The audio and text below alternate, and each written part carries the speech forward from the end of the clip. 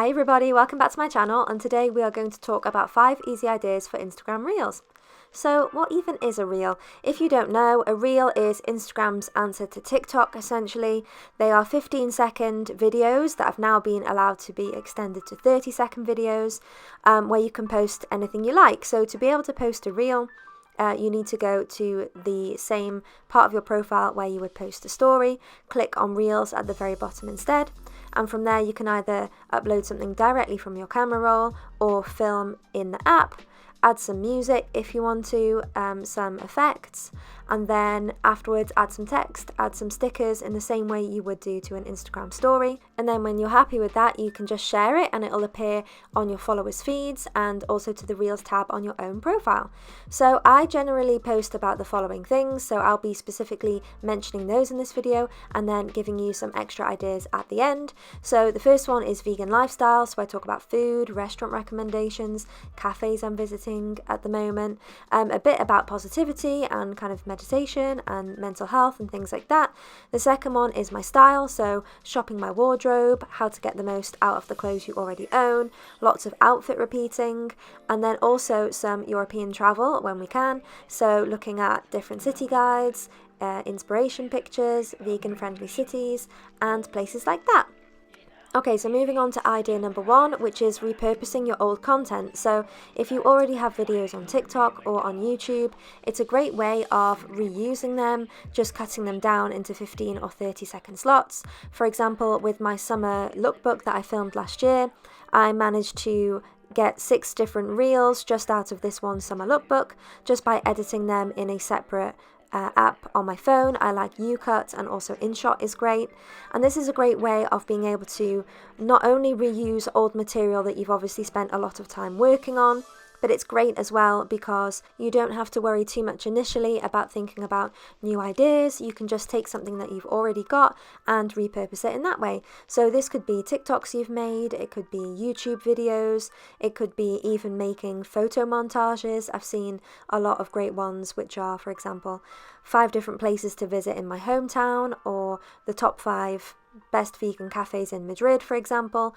which just use photos. This one here is a TikTok trend I'm sure you'll recognize, which is what you would be if you were in different series. So yeah, it's just a great way to repurpose the things you already have. Okay, number 2, which is mini vlogs. This could be anything really, again depending on what you post about. Because I'm a vegan lifestyle blogger, I post a lot about my daily life, the food I'm eating and things like that. So I tend to post things like this, which was a mission to go and find some donuts, so I'm taking the viewer from beginning to end. It could be something nice like a day out at the lake, you know, where you're just seeing the scenery in Madrid, or what I'm doing in that particular day. You can also take it as an opportunity to show off your local area. Because I do live in Madrid, it's a place that is popular with tourists, so I can show some of my favourite neighbourhoods. It's nice to see a bit more than just a photo. You can see different backgrounds, and I think it's a nice way to share with your audience a bit more information than you would be able to normally give in a caption or just in a static photograph. You can provide a bit more of a background, and that's always quite nice and engaging. Or finally, you could do something like the next one, which I'm showing you, which is a bit more of a specific place. So I'm showing you the grounds of the palace here in Madrid, which would be great if somebody was coming to visit Madrid and they're not sure where to go and what areas are beautiful. You can do little vlogs like this to inspire people on where to go as a form of a mini city guide. Number 3 is all about restaurants and food. So if, like me, you like to post about recipes and the food you're eating at the moment, Reels is a great way of showing quick recipes that don't necessarily warrant an entire video, or maybe it's a nice way to show and educate people on, for example for me, how easy it is to veganize certain things. So in 15 seconds or now in 30 seconds, you can create an informative educational video on something delicious delicious, and let's face it, everybody loves food, so this is always a good one and one I like to share. And the other type of food recommendations I share are for restaurants or for cafes.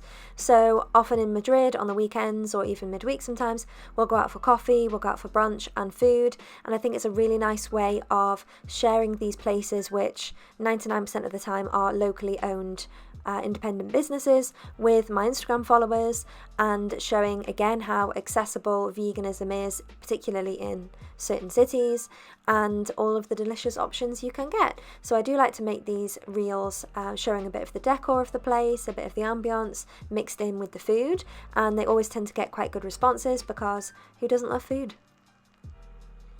Okay, number 4, fashion videos. So I think you'll find already they're quite popular on the app, but again, 15 seconds is a great way of being quite fun and showing outfit transitions. Here is a video. I've had to mute all of these obviously because of the copyright on the songs, but this was a different I can't remember the song for that one, but it was 5 ways to style different blazers, or my favourite 5 blazers.